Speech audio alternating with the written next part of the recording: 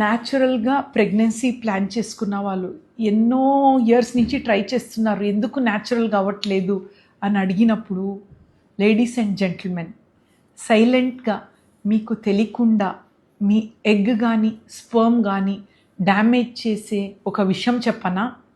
Plastic. Research ప్రకారం, నేను చెప్పే మాట కాదు, ఎన్నో రీసెర్చ్ ప్రకారం ప్లాస్టిక్ డిక్రీజెస్ ఫర్టిలిటీ.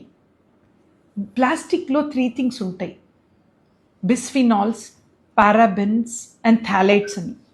దీనికి ఎండోక్రైన్ డిస్రప్టివ్ కెమికల్స్ అంటారు. అంటే ఎండోక్రైనస్ అంటే హార్మోన్స్, దీన్ని డ్యామేజ్ చేసే కెమికల్స్ ఉంటాయి. ఎలా డ్యామేజ్ చేస్తుంది?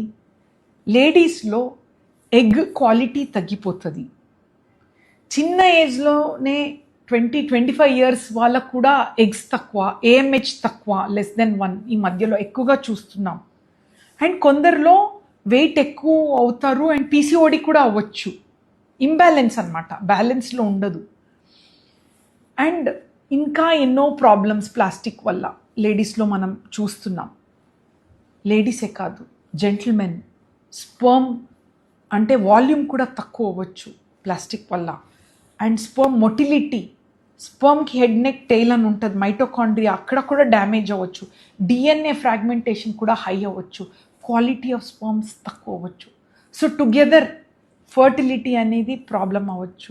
ఇదే కాకుండా గర్భాశయం లైనింగ్లో కూడా ప్రాబ్లం అవ్వచ్చు అన్నమాట. సో ఎవ్రీ ప్లేస్ అటాక్ చేస్తుందండి. అండ్ మీ ఫర్టిలిటీ, మీ ఫ్యూచర్, మీ ఎగ్స్, మీ స్పర్మ్ మీ చేతిలో ఉంటుంది. ఏం చేయాలి? అఫ్కోర్స్ ఈ ప్లాస్టిక్ బాటిల్స్లో ఉన్న water no, make it glass or any other things.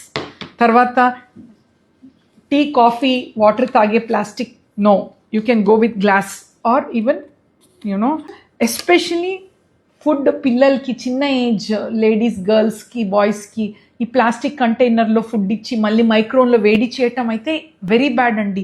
వేడి చేసేటప్పుడు కొంచెం పాయిజనస్ ఎఫెక్ట్ అని కూడా అంటారు. ప్లాస్టిక్ హీట్ అయ్యి అంటే ఫుడ్లో మిక్స్ అవుతుంది. No. So steel containers please replace చేయండి. మీ ఆరోగ్యాన్ని వాపస్ మీ చేతిలో తీసుకోండి అండ్ ఫ్యూచర్ ఫర్టిలిటీని ప్రొటెక్ట్ చేయండి అండ్ న్యాచురల్గానే పిల్లల్ని కనండి. Thank you.